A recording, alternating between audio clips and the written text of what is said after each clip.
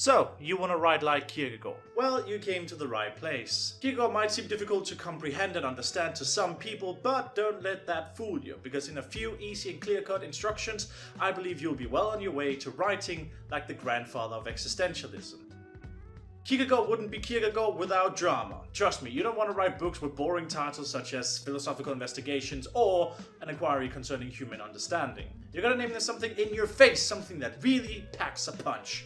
Something like the concept of anxiety, fear and trembling, or perhaps even the sickness unto death. You gotta make sure your books stand out on the bookshelf so you can rake in those sweet, sweet dollars. And don't worry if the title doesn't fit the content, you'll work it in later. Just keep it bold and snappy.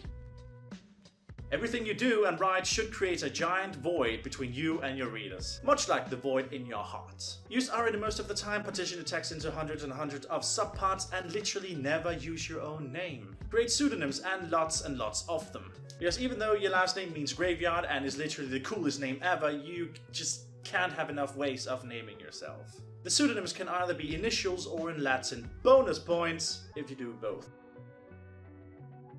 Make sure that before you start writing, you've read the Book of Job. It will prime your mind to making amazing and abysmal despair speeches. Also remember, you gotta consider yourself a poet before anything else, so break out that purple prose. Is boredom slightly inconvenient for you today? Well, it's literally the root of all evil and the worst feeling in the world. Is the question of marriage too much for you to handle right now? And do you not like choosing? Well, go on a temper tantrum rant in one of your books with no rhyme or reason. But by far the biggest tool in your arsenal as a writer is to personify your emotional states. Your depression is your mistress, your friend is a sad echo, your confidant is the silence of night, and sorrow is your tragic heroine, a woman you yourself have created. You can't write like Kierkegaard without making references to Hegel. Kierkegaard gets a bad rap for hating on the German philosopher, but don't fall into that trap. You should be mildly annoyed by Hegel, but low-key admire him. The key is to tease Hegel's fanboys, and the best way to do so is to include some jabs at the German philosopher and his followers too. Mock his style in one of your works, or let them know that Hegel needs to stop explaining everything. In short, throw some shade. No, wait, hold up, even better.